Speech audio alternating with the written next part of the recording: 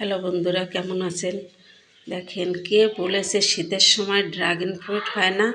দেখেন, নভেম্বর মাসের শেষের দিকে আমার এত পরিমাণে ফল হয়েছে। দেখেন, এখনও গাছে অনেক ফল। কিন্তু আমি সাধারণত জৈব সার ব্যবহার করি, রাসায়নিক সারটা দিই না। এই পাতা পচা সার, তারপর গোবর সার, সবজি পচা সার, সর্ষের খোল ভেজানো, এই সব টুকটাক দিয়েই আমি গাছগুলোকে সুন্দর রাখার চেষ্টা করি। কারণ ফলগুলো তো নিজেদের খাওয়ার জন্য রাসায়নিক সারটা যতটা না দিয়ে পারি, যতটাকে আমি দিই না।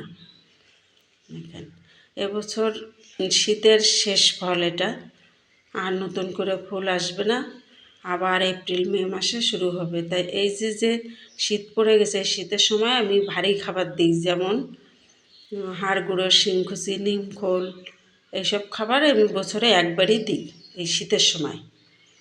তখন সারা বছর ওই ভারী খাবারটা চলে, আর সারা বছরই ওই টুকটাক খেতে দিই। নতুন করে আর ফুল হবে না। দেখেন, এখনও আমার গাছে কত ফল, এটাই শেষ, আর তো দেখছি না নতুন করে ফুল আসতে, কারণ শীত পড়ে গেছে তো। আর এপ্রিল মে মাসেও প্রচুর ফল ছিঁড়েছি আমি, হয়েছে। দেখেন, ঘরোয়াভাবে সবার বাড়িতে দুই একটা গাছ থাকলে বেশ অন্তত নিজেদের খাওয়ার ফলটা হয়েই যায়।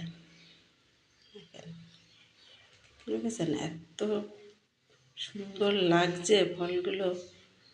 দেখেন, এটা আমার শীতের ফল, নভেম্বরের 29 তারিখ সম্ভবত আজকে। দেখেন, এতগুলো ফল আমি তুলেছি, ঠিক আছে।